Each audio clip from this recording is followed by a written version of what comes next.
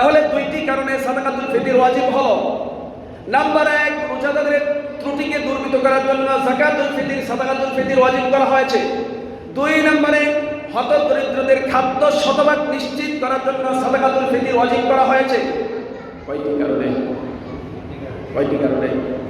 Number 1, আমরা যে সিয়াম পালন করি, যে সিয়ামের মধ্যে ইচ্ছায় অনিচ্ছায় যেগুলো উপলব্ধি হয়েছে সেগুলো মার্জনা করার জন্য যাকাতুল ফিতর ওয়াজিব করা হয়েছে। 2 নম্বরে যারা আমাদের সমাজে হতদরিদ্র রয়েছে তাদের খাদ্যকে শতভাগ নিশ্চিত করার জন্য সাদাকাতুল ফিতর ওয়াজিব করা হয়েছে।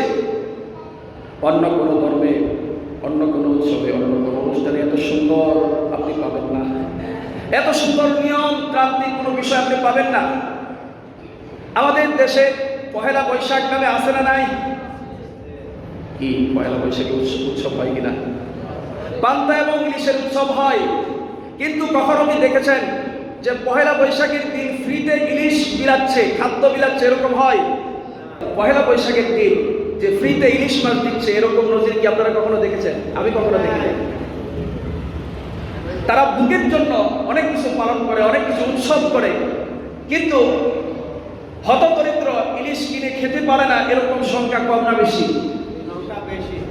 কিন্তু কখনো দেখছেন যে ফ্রিতে একটা ইলিশ মাছের টুকরা দিবে না, কিন্তু উৎসবের কথা ঠিকই বলবে।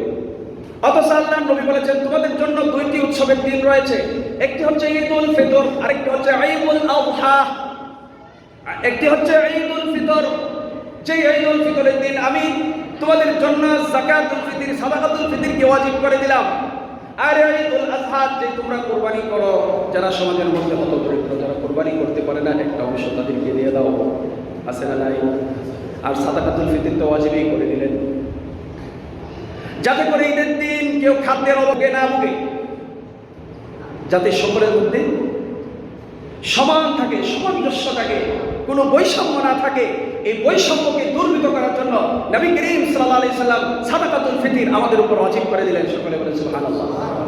ইসলাম এত সুন্দর, ধনী গরিব, রাজা প্রজা,